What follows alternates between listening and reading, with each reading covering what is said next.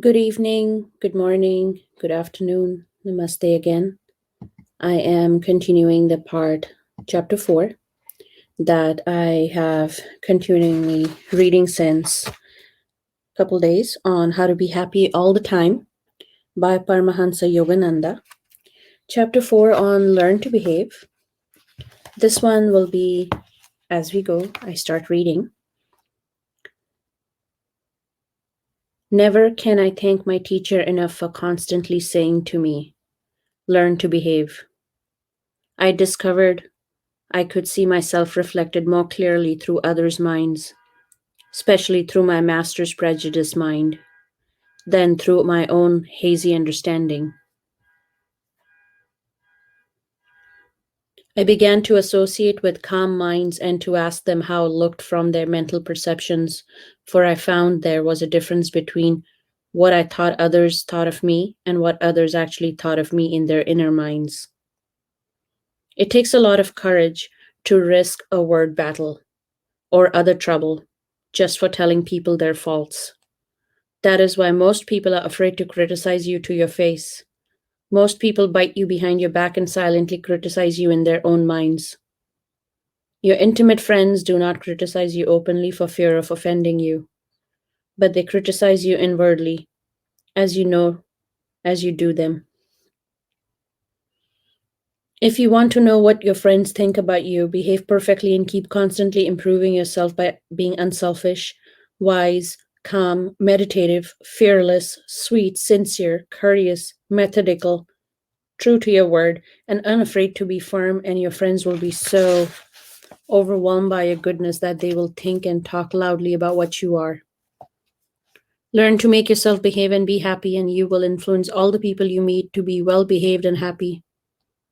Self control at first produces unhappiness because of the separation from the pleasure yielding senses.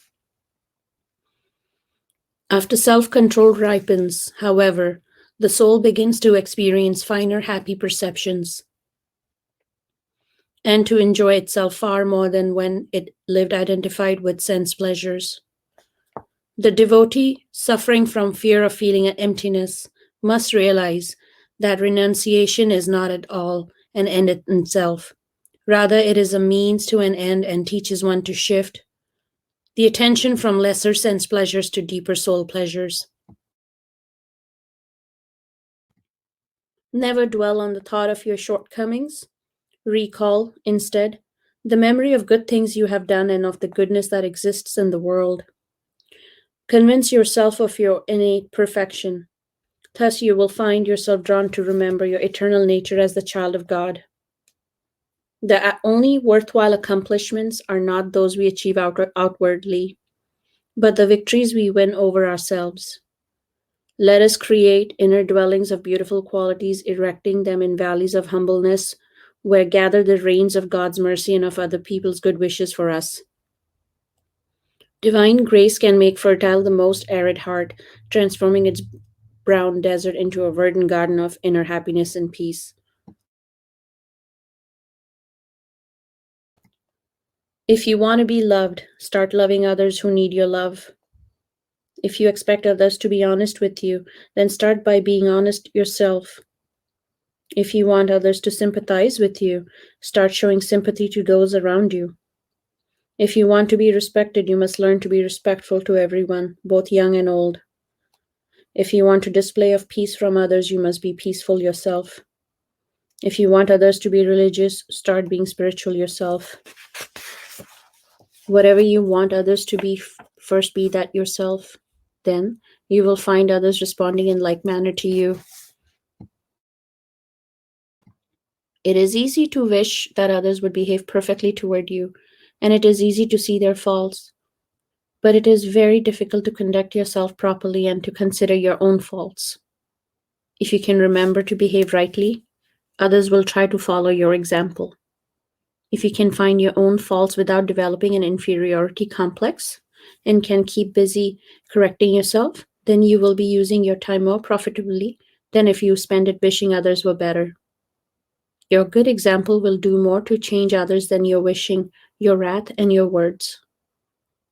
The more you improve yourself, the more you will elevate others around you and happier you will become.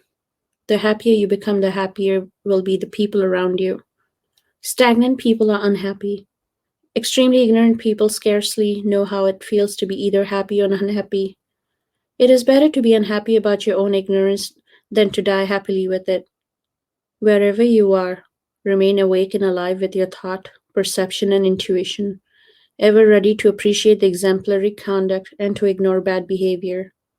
Your highest happiness lies in being ever ready to learn and to behave properly. Most bored people who think they have exhausted the joys of life do not know what a world of solace lies in good books. The vacant mind is the workshop of worry and despair. In choosing books, the first preference should be given to spiritual books that are free from dogma.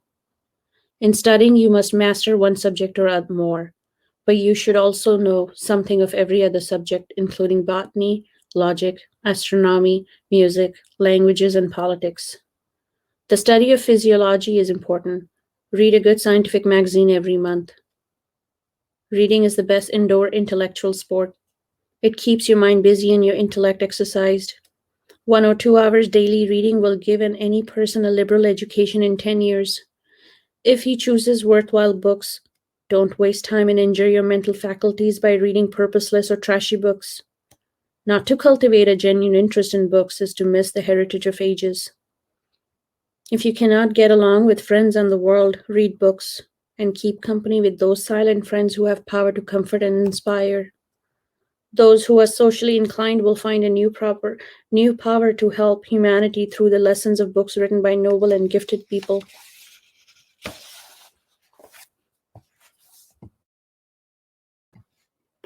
Read, mark, and inwardly digest selected passages from great books. Discuss important topics with intelligent people. Logically thinking over a given idea is the best way to develop originality in your ideas.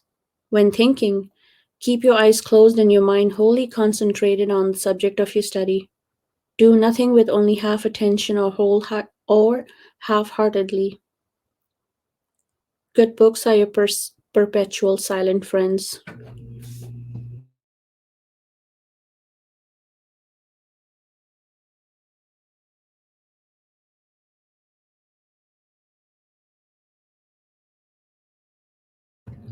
When you are worried or grieved, take a book and bury yourself in it. Listen to the comforting and inspiring words of the great minds of the ages.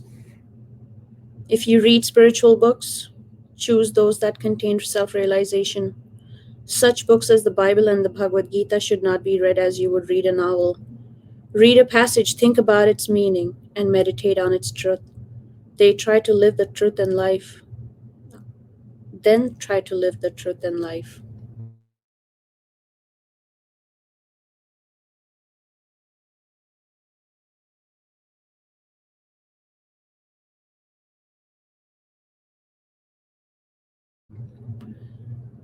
There are three Bibles from which I draw my inspiration: the Christian Bible, the Hindu Bhagavad Gita, and my Whispers from Eternity, which were given to me by God. Through meditation and intuitive perception, I get more intellectual truths than through those reading books. Read books after meditation. Criticize books with intuitive perception. Keep your mind busy most of the time with good books unless you're meditating. In your spare time, keep busy reading interesting books, which protect your mind from idle thoughts that create boredom and dissatisfaction. Husband and wife should balance their love by self control and by reading and discussing good books together, instead of by engaging their minds in fruitless family wars or peace devastating matrimonial skirmishes.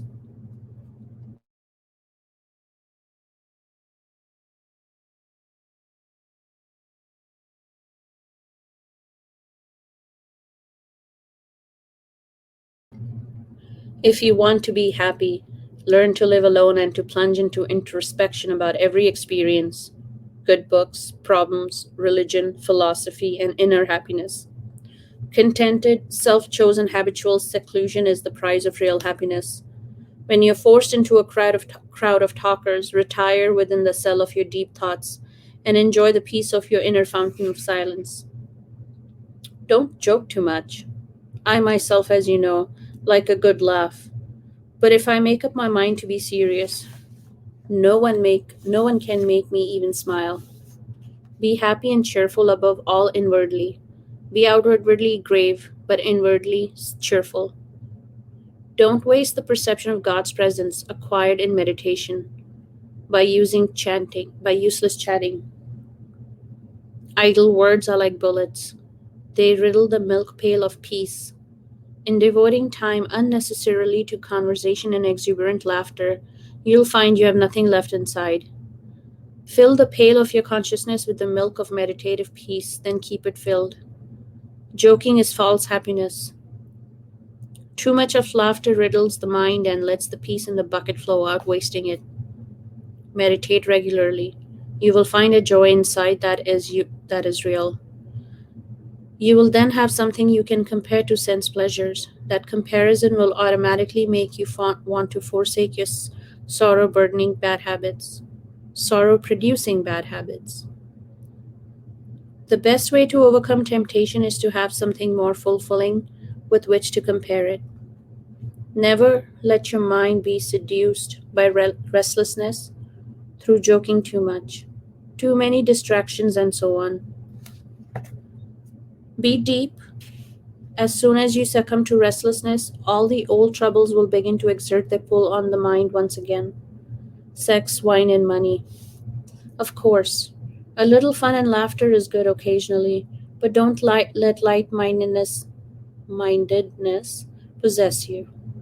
I, too, like to laugh sometimes, as you know, but when I choose to be serious, nothing and no one can draw me out of my inner self. Be deep in everything you do.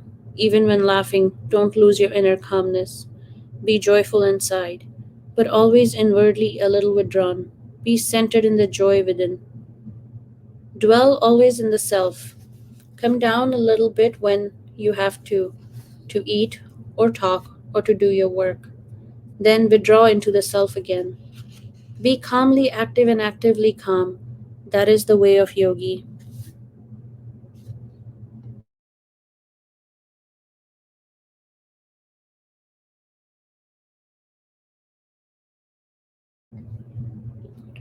When a cloudy day comes, think of the clusters of sunny days that you have had.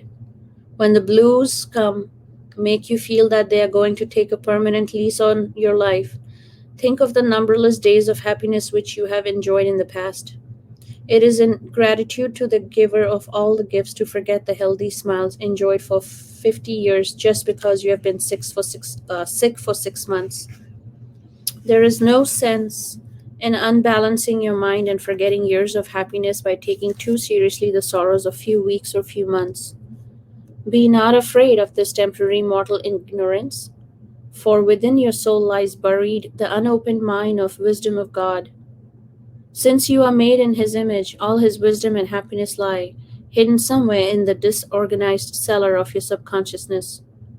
To smile when all things are going well is easy and natural, but to smile when all things try to ruin you is difficult, superconscious, admirable, and harbinger of lasting happiness. Become a smile specialist and a doctor of blues, healing all the sad and weary hearts you meet by the x ray of your smiles. When you're sick, do not concentrate on the length of your suffering, but dream about the youthful, healthful years you've had already enjoyed. What you have had, you can have it again if you try hard enough. To give up is the difficult, miserable way in the long run. To try hard until you succeed is the easiest way. Banish sadness with joy. Destroy sickening thoughts of failure with tonic of success consciousness. Polish disharmony with a chisel of harmony. Cauterize worries with calmness. Cast sorrows into the flames of happiness. Shame unkindness by kindness.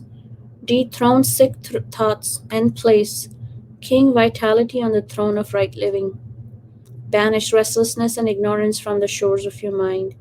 Establish the kingdom of silence within, and the God of happiness will freely enter. And with this, I end this chapter 4. Thank you all for again listening. Have a lovely day.